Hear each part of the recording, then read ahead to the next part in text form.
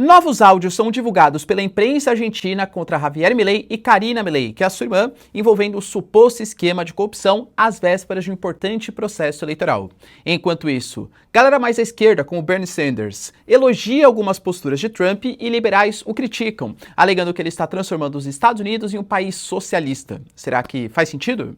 Falar um pouquinho também, galera, sobre a Rússia, que faz importantes ataques contra Kiev, eliminando civis, incluindo crianças, enquanto a Ucrânia faz importantes ataques contra a infraestrutura energética do país, comprometendo importante parcela da renda que até sustenta a guerra contra os ucranianos. E por incrível que pareça, isso pode prejudicar o Brasil. Vamos entender exatamente como. Falar um pouquinho também, galera, sobre países da América Latina como Paraguai, Argentina, Equador e Guiana, que aparentemente estão favoráveis a uma ação do Trump na América Latina. Temos também, galera, notícias importantes da OTAN, que confirma que estão se preparando para um confronto militar bélico ali, ó, contra a China e contra a Rússia em um futuro próximo.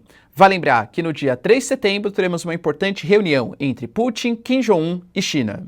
Para finalizar, pessoal, a China, que aumentou bastante a compra de soja frente ao Brasil, pode prejudicar os nossos agricultores em uma pressão muito grande dos produtores americanos. O que está rolando, hein?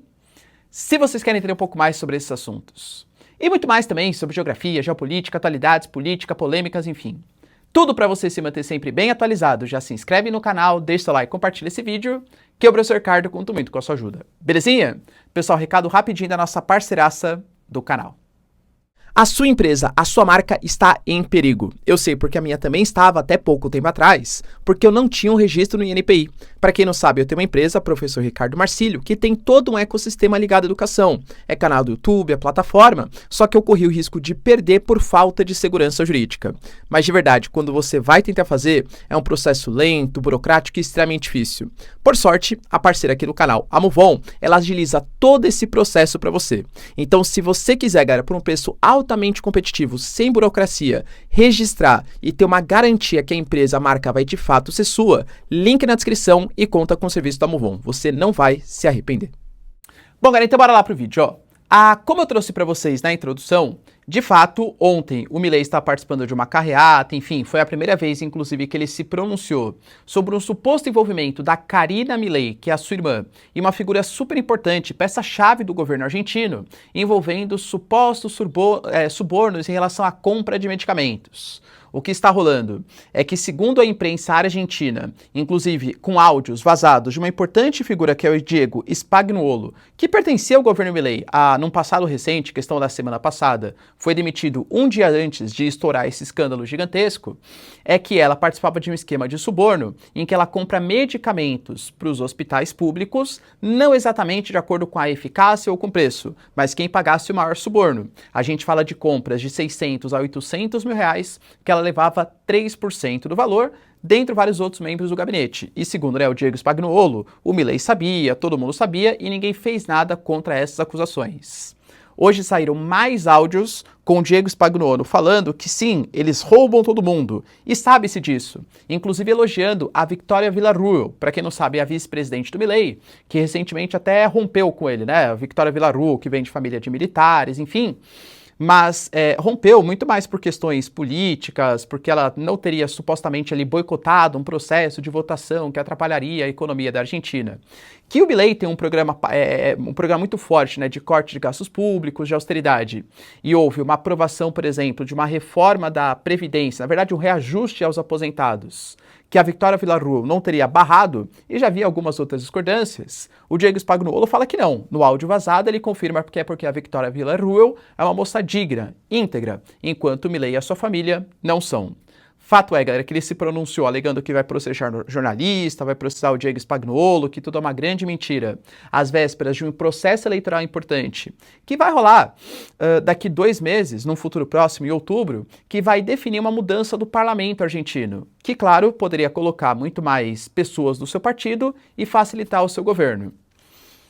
Fato é, galera, que em meio a essa passeata que ele fazia em Buenos Aires, a gente teve ataques que foram feitos contra ele, inclusive com pedras. Ele alega que era só uma pequena parcela da população, apoiador da Cristina Kirchner, mas é fato que, assim, ele vem perdendo bastante popularidade nas últimas semanas, o que é bastante preocupante às vésperas de um importante processo eleitoral no país. Enquanto isso, cara, por incrível que pareça, a gente tem figuras importantes do Partido Democrata, e eu digo importantes, no sentido que, assim, são figuras até mais à esquerda do que o próprio Partido Democrata em si, como, por exemplo, Bernie Sanders, que se autodefine como um socialista nos Estados Unidos, elogiando a postura do governo Trump, enquanto alguns políticos mais à direita, com a postura mais liberal, estão criticando, alegando que ele está transformando os Estados Unidos em um país socialista. Né? Mas como assim, né? Tudo isso está ligado não só à questão das tarifas, não só ao seu The One Big Beautiful Bill, que na verdade vai aumentar o endividamento dos Estados Unidos, só que aí geralmente os democratas discordam da forma, porque o Trump ele está concedendo uma série de incentivos fiscais para as grandes empresas, bancos, montadoras, e cortando alguns gastos públicos no setor de saúde, educação, etc., mas está muito mais ligado à ação que ele tomou de comprar 10% da Intel. Inclusive, o próprio Trump está colocando que ele vai fazer novos acordos como esse para o nosso país todo dia, né, para os Estados Unidos. Lembrando que a Intel ela está entre as 500 maiores empresas dos Estados Unidos e é uma das lideranças, por exemplo, do setor na fabricação de semicondutores, que são peça-chave nesse contexto geopolítico de disputa tecnológica, soberania, inclusive, né, em setores essenciais, até como no setor bélico, por exemplo, e que, convenhamos, galera, a China vem levando ligeira vantagem e causando preocupação nos Estados Unidos, né? É óbvio que isso acontece. Quando o Trump ele faz esse investimento de 10%, essa compra, na verdade o Estado americano faz essa compra, isso faz parte talvez de um plano até um pouco mais abrangente, porque a gente teve declarações do próprio governo americano nesse sentido. Por exemplo, o próprio Howard Lutnick, ele garante, né, que é o secretário do Comércio, que se estamos agregando valor fundamental aos seus negócios, se referindo à Intel, ele acha mais do que justo que o Trump pense também no povo americano, ou seja, ficando com 10% da empresa. O Kevin Rossett, por exemplo, que é um secretário importante também, conselheiro econômico do governo Trump, falando que esse é o primeiro passo para um fundo soberano dos Estados Unidos. Fundo soberano é mais ou menos o que algumas monarquias do Golfo têm, o que a própria China, né, tem também. Qual que é a ideia? O governo americano, ele considera que alguns setores, eles são, ou o governo chinês, ou o governo dos governos, aliás, monarquias do Golfo, né? Que alguns setores, eles são estratégicos e, por isso, o Estado, ou ele compra parte da empresa, ou ele concede subsídios, benefícios, algum tipo de protecionismo, ou seja, é o Estado atuando na forma de proteger alguns setores que eles consideram como essenciais. E aonde que mora a crítica nisso? Os Estados Unidos, ele sempre se gabou de ser o país mais liberal, ou pelo menos um dos mais liberais do planeta, e que acreditava que a livre concorrência, a livre iniciativa, a não intervenção do Estado. Em setores da economia, o Estado deve cuidar somente de educação, justiça, saúde também mais ou menos ali dos Estados Unidos, né? Ou seja, de um Estado mínimo. E isso está sendo confrontado pelas políticas do Trump. Os críticos dessas medidas, né, dessa possibilidade de um fundo soberano, ou seja, o Estado gerindo uma grande capacidade financeira para fazer aportes em empresas, talvez ter algum tipo de participação até mesmo político nas decisões da empresa, vai justamente na ideia que, segundo a concepção mais liberal, quando você tem esse intervencionismo maior, essa compra do Estado, o Estado agindo, comprando parte de empresas, quem garante que a compra vai ser feita pensando no bem do Estado americano e não pensando, por exemplo, em possíveis lobbies, em possíveis interferências? Por exemplo, o Trump, não sei, né? O Trump comprou 10% da Intel. Por que da Intel? Será que ele tem alguma ligação com algum empresário, executivo que tem as ações da empresa? Será que ele pensa, por exemplo, poxa, eu vou investir na Intel, vou pegar o dinheiro do contribuinte dos Estados Unidos, vou investir na Intel e vou beneficiar, por exemplo, pessoas que estão já investindo na Intel, fazendo as ações subirem? E nem estou falando que isso vai acontecer, mas entende que abre essa possibilidade? Quem garante a isenção do Estado? Ah, não, professor, mas eu confio muito no Trump. Então, beleza, Trump sai do governo, próximo governo vem um democrata. O governo democrata vai continuar também controlando os 10% da Intel. Você confia que esse governo democrata vai ser tão, se você gosta do Trump, claro, né? Tão isento ou tão justo como é o governo Trump? Há essa prerrogativa. Além disso, por exemplo, a ideia de uma certa ineficiência dos recursos. quem garante que o Trump fez estudos tão profundos a ponto de saber qual que é a melhor empresa, qual que é o melhor serviço que vai beneficiar os americanos? A ideia é que a decisão, por exemplo, é que no caso da Intel, por exemplo, aparentemente a compra de 10% não permite direito de voto na empresa, né? Então a empresa vai continuar com a sua autonomia. Mas em outros casos pode ser que não, que sejam ações ordinárias, né? Ou seja, que você pode ter direito ali de voto, de participação. Quem garante, por exemplo, que as decisões dos Estados Unidos, pensando, sei lá, na Intel, vão ser decisões que vão guiar, que vão ser decisões econômicas, ou seja, o que faz melhor economicamente para a Intel, ou será que vão ser decisões políticas, o que faz melhor para o Estado americano, mesmo que isso comprometa as finanças da Intel? Então, são dúvidas que param no ar. Claro que o contraponto que a gente pode estabelecer é que, geralmente, todos os países, não só os mais socialistas, têm esse tipo de interferência. Se você pegar, por exemplo, o próprio BNDES do Brasil, o BNDES, o Banco Nacional de Desenvolvimento, ele concede empréstimos em juros subsidiados, que querendo ou não é um gasto para o Estado brasileiro. Professor, mas ele só faz isso em setores que são estratégicos. Que o Brasil considera como estratégico, que o Estado brasileiro considera como estratégico.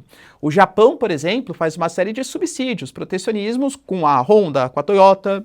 A Coreia do Sul, por exemplo, tem e são países liberais, convenhamos, né?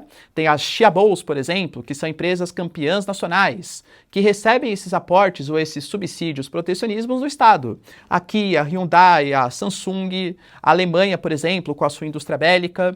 Então fica sempre essa dicotomia. O Estado deve agir ou não? O Estado deve incentivar setores que ele considera mais estratégico? Mas por que ele considera mais estratégico? Foi um conselho do Estado que definiu isso? Foi a figura do presidente? Então esse é o questionamento que está se colocando. A gente tem, por exemplo, a figura do Bernie Sanders colocando, que é esse político que eu falei para vocês, cara, um cara democrata, mas um democrata bem do lado esquerdo da força do Partido Democrata, elogiando, colocando que se há subsídios que os Estados Unidos fornecem a essas empresas, é natural que o Estado também tenha que se beneficiar.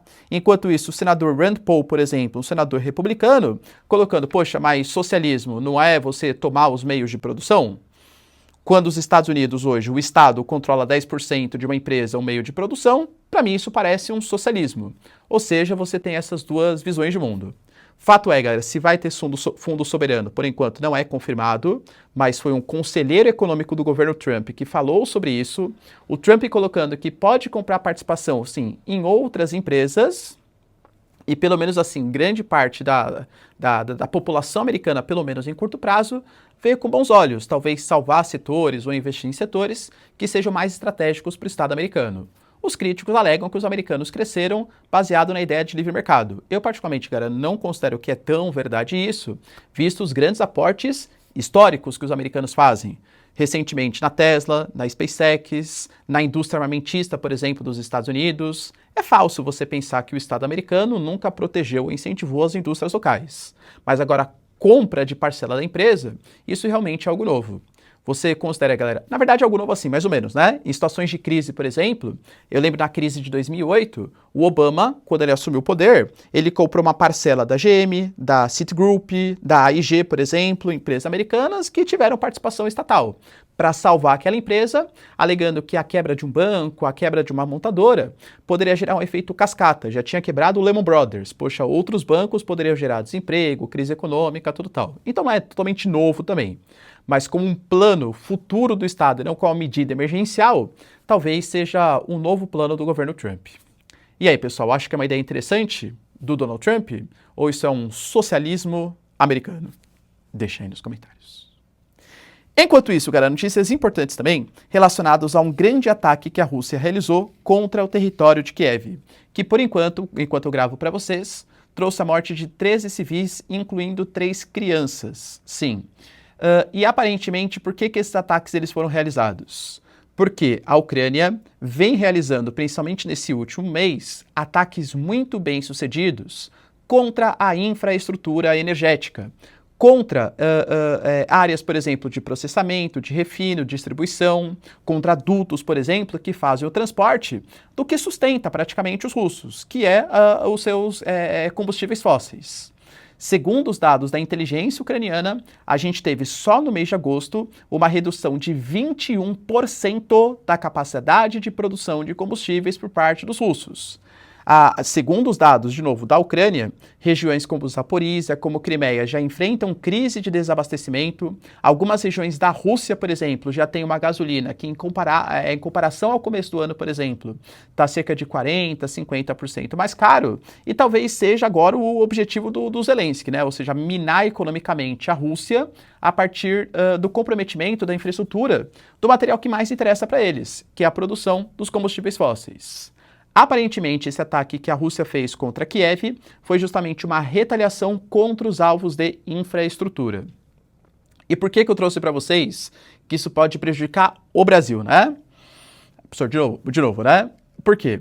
A União Europeia, por exemplo, já reclamou bastante dessas ações, até porque 2 mísseis que foram lançados pelos russos caíram somente a 50 metros de locais de representação diplomática da União Europeia.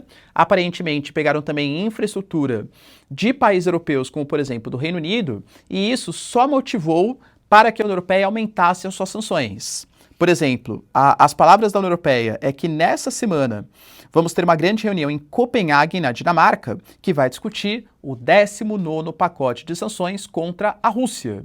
E por que eu falo que isso pode prejudicar o Brasil? Porque pela primeira vez a Ursula von der Leyen está cogitando sanções secundárias. Professor, o que são sanções secundárias?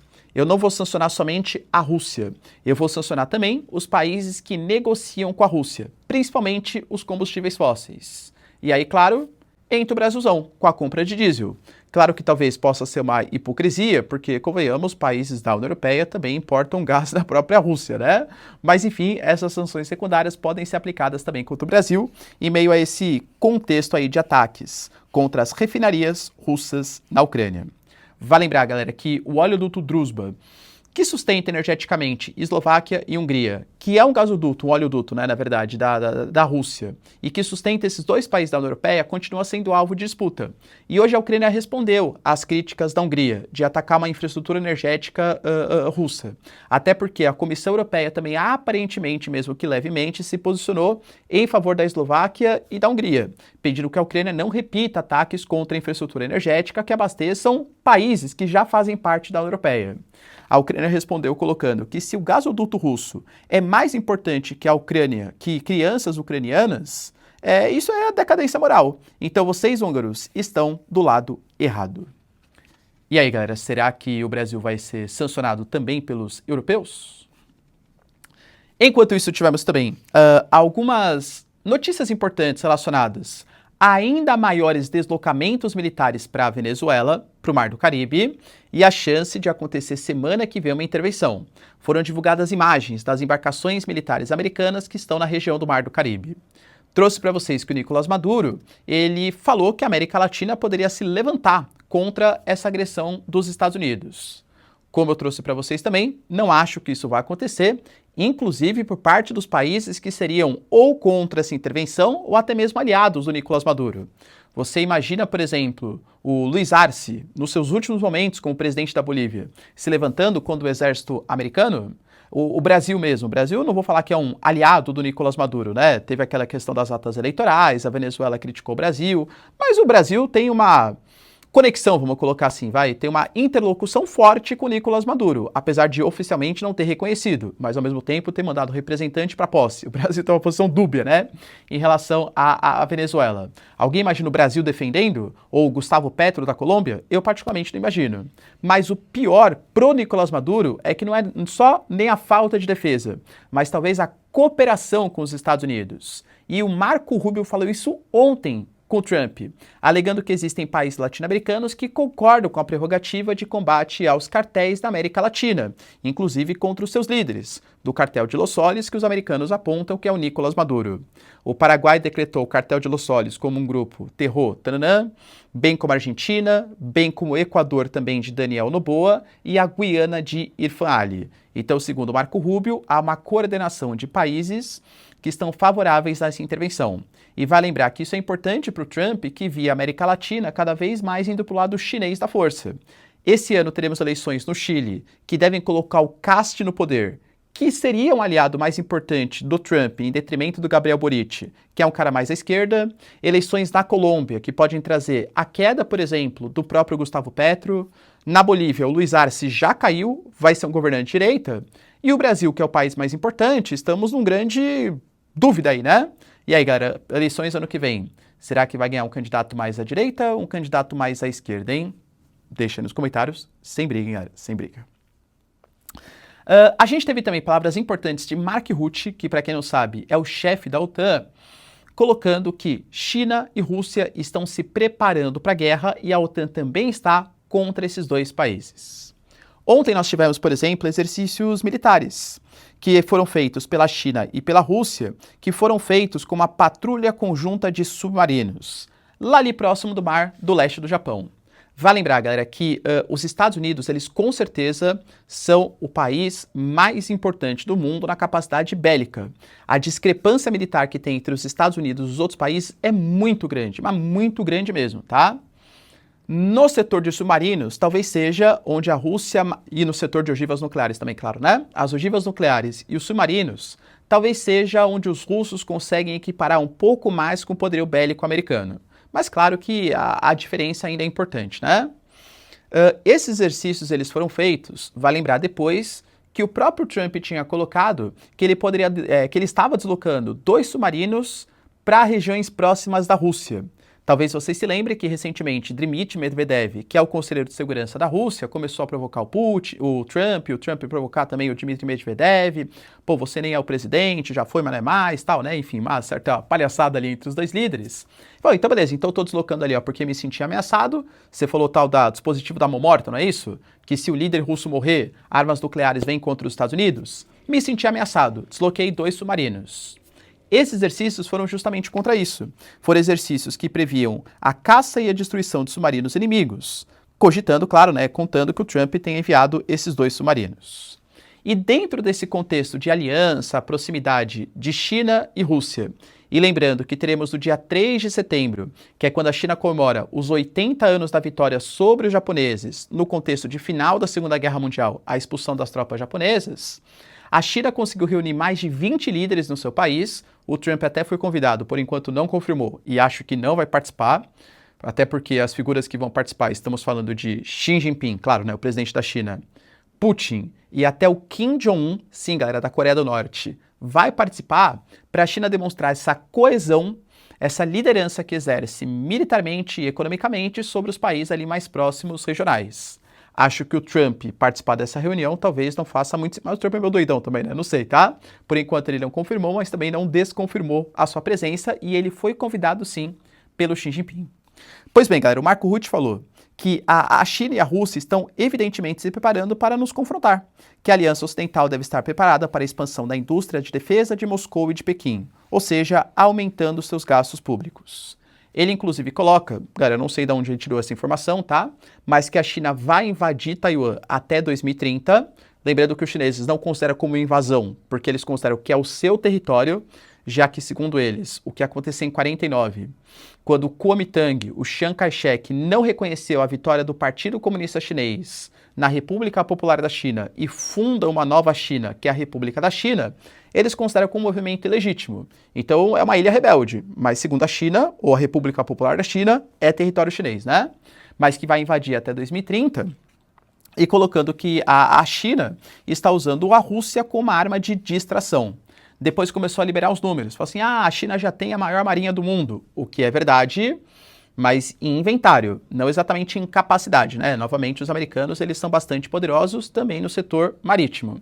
E começou a liberar os números também, a Rússia vai produzir 1.500 tanques, 3.000 blindados. Galera, juro pra vocês, tá? Que eu procurei em vários lugares assim e não vi nenhuma fonte, a não ser que seja, sei lá, inteligência da União Europeia. Mas aparentemente o Marco Rutte, ele tá exagerando um pouco os números, até para tentar incentivar com que os países europeus aumentem os seus investimentos no setor militar. E a Alemanha, de fato, já elaborou um plano, hein, galera? Tá convocando aí vários reservistas, pagando um soldo bem interessante de 2.500 euros. Professor, tô pensando em ir para lá, tá? Para aumentar aí e reforçar o exército alemão. E para finalizar, pessoal, tivemos notícias positivas, mas negativas também, sobre as relações econômicas Brasil e China. Nesse mês que passou, mês passado, mês de julho, a China, de toda a soja que ela comprou do planeta, 90% foi soja brasileira.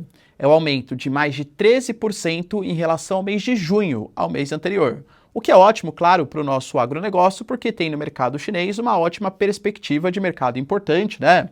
Seja para alimentação, seja para ração, seja, enfim, né, para que os chineses vão usar a soja comprada do Brasil. Mas por que apesar é um dado super importante, super legal, que mostra a parceria, inclusive a importância que a China tem na nossa balança comercial, acho bem interessante. Porém, sempre tem um porém, tivemos o embaixador chinês participando de uma reunião nos Estados Unidos e colocando para os produtores locais que ele vê com maus olhos esse momento conturbado das relações econômicas entre China e Estados Unidos. E que a China estaria disposta a renegociar a compra de soja do Brasil para aumentar a participação da compra dos Estados Unidos, se isso fizesse sentido num eventual acordo comercial China-Estados Unidos. Traduzindo em miúdos para vocês, né? O que eu estou colocando? Que a China está disposta a comprar menos do Brasil para comprar mais dos Estados Unidos a soja. Lembrando que Brasil e Estados Unidos são concorrentes principalmente no mercado chinês da soja. A gente teve na semana passada uma carta que foi mandada pela Associação Americana dos Produtores e Exportadores dos Estados Unidos, colocando que a soja está à beira do abismo comercial e financeiro, já que eles dependem muito do comércio chinês, da compra do mercado chinês. E claro, galera, o Trump sendo pressionado com uma inflação, com produtores agrícolas pé da vida por conta dessa guerra comercial com os chineses, e a China comprando mais do Brasil, podem começar a pressionar o Trump para que um acordo comercial aconteça, desde que a China compre mais soja dos americanos em detrimento da soja brasileira. Ou seja, guerra Rússia-Ucrânia, Brasil compra da Rússia, sanções secundárias contra o Brasil. Guerra comercial China-Estados Unidos, opa, temos que comprar mais dos Estados Unidos, deixa de comprar do Brasil. O Brasil está se ferrando, entre aspas, né, por tabela, em decisões militares e econômicas. Beleza, pessoal? Deu para entender os principais acontecimentos? Se vocês curtiram o vídeo, então, ó, já deixa seu like e se inscreve no canal. Tamo junto, beijos, abraços e tchau, tchau.